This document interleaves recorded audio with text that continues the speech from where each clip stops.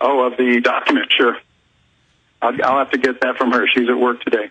Okay, I know these are everywhere because we're having call after call about this. And the news admitted a month ago in New York they were ordering the same thing. So we know this is going on.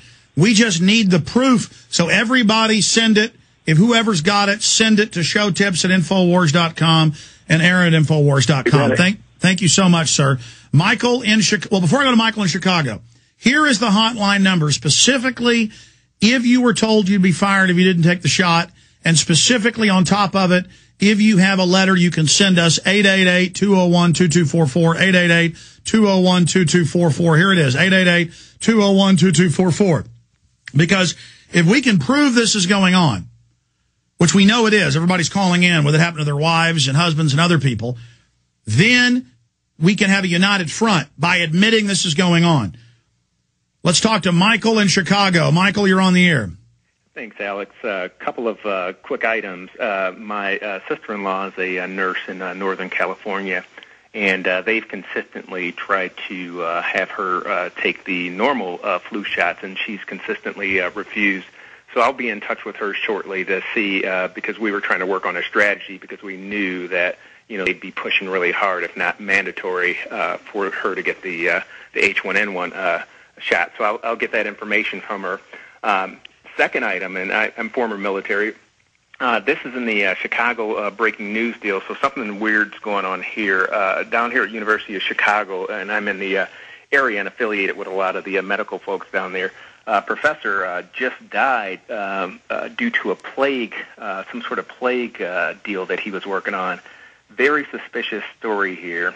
It indicates that he was a geneticist, and that this exposure, this weakened strain of Yersinia pestis, somehow became dangerous, in that it somehow targeted his genetic makeup. Yeah, let me tell you what's going on with that. They've built 36 Level 4 bioweapons labs in Level 2, no big deal containment, at major universities across the country, from UT at Austin to the University of Chicago, all over the country, and that's what's going on here. I didn't see the particular article, though. What's the headline?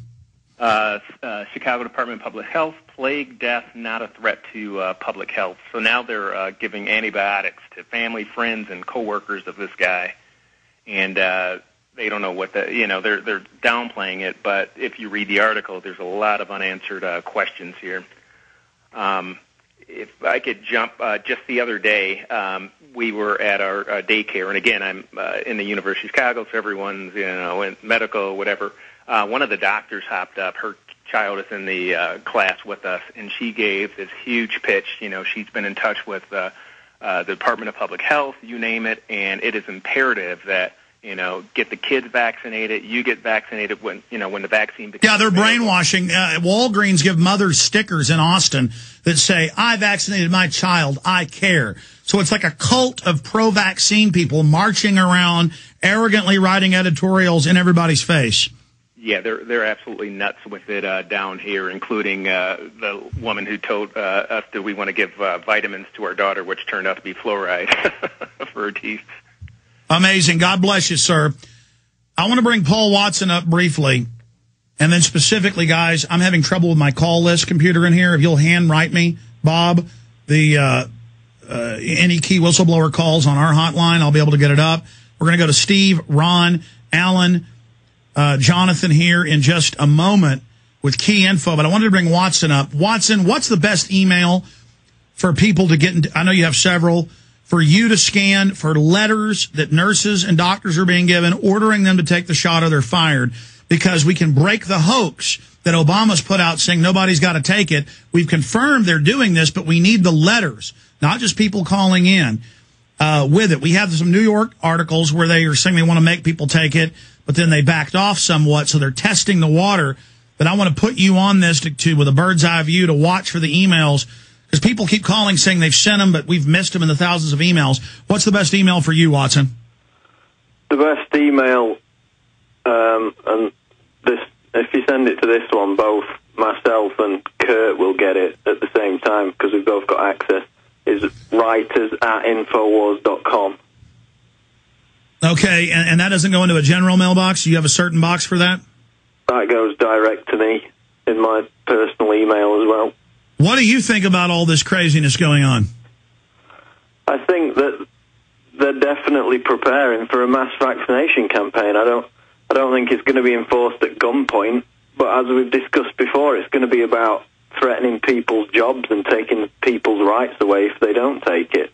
So if you live in a cave, you know, up in the mountains or something, then, yeah, you don't have to take it without your life being affected. But for any of us who travel or any of us who have jobs or use any services connected to the state, then they're going to make you have it, and they're going to force people to take it by taking those rights away. Exactly. Have you seen VeriChip for a triage system where you take an implantable chip to prove you've had the shot? Yeah, their stock's gone up 200% on a day when, you know, stock market's flat, so that's soaring up there. The story I put out a couple of hours ago is somebody who's a CEO, and they got sent a survey by the University of Virginia Health Department, and in that survey there's 81 questions, some of which are about if there's a swine flu outbreak, you know, if it returns deadlier than ever, as we've been promised, will they follow the government's orders? Will they obey the authorities? And will they take the vaccine if it's, quote, delivered to them by the authorities? So they're testing for martial law through the InfraGard to see if they'll follow orders. What is the name of this incredible article? It's Will Americans Obey Government Orders During a Swine Flu Pandemic? And it's this survey sponsored by a group that's specifically looking at what happens when people stop trusting authorities. And it's clear that they're gauging the response that Americans will have to the authorities going out and trying to inoculate people and generally, you know, imposing quarantines or telling them to stay in their own homes. Clearly, Paul, they're using this as a cover for martial law, whether it's a deadly flu or not. We are in deep crap. Thank you so much. Thanks, Alex. My head is just spinning at this point. Let's go to Dan in Illinois. Dan, you're on the air. Hi, Alex. How you doing? Yeah, actually, I work for a hospital in Illinois, and actually they're forcing us to take the regular flu shot, and then they're saying that we could possibly be forced into the swine flu shot, depending on how many vaccinations are available. Sure. So we know they're getting you ready with the regular flu. Next week with the official H1N1. This is confirmed. Everybody's calling in, nurses, husbands of nurses, wives of nurses, doctors, and then Obama's on TV saying you don't have to take it. What authority did they cite to make you take a deadly medical procedure to keep your job? I have no idea. I mean, that's just what they're telling us right now. We actually can be terminated if we don't take the regular flu shot. Did they give you a letter? Yeah, actually, I got it pulled up now. I'm trying to send it to my other email address, so I don't send it from the actual hospital one. Well, listen, we'll block it out. Yeah, no, I understand. Don't send it from the hospital one because they'll be able to. Okay, will you please? I'm going to put you on hold. I'm going to give you a secret email so we get this. Will you please get that to me immediately? Because when we can show there's a giant secret operation going on, this is going to be so important to defeating this. How soon can you get us that email? I'm working on it right now. I just need the email address. We'll put him on hold, ladies and gentlemen. Get Dan in Illinois' info and get this sent to the secret email right now. Oh, man. Oh, my God. Because even if you're for the flu shot, they're lying on TV saying nobody has to take it, and I'm taking call after call from nurses and medical workers. They got to take it. Steve in Washington, you're on the air. Steve, go ahead. Hello, Alex. I'm just calling. Right now I'm in the military, and we just got an email about a week ago telling us to get ready to take the regular seasonal flu shot upcoming here in a couple of weeks, and then to be prepared next month to take the one for the H1N1.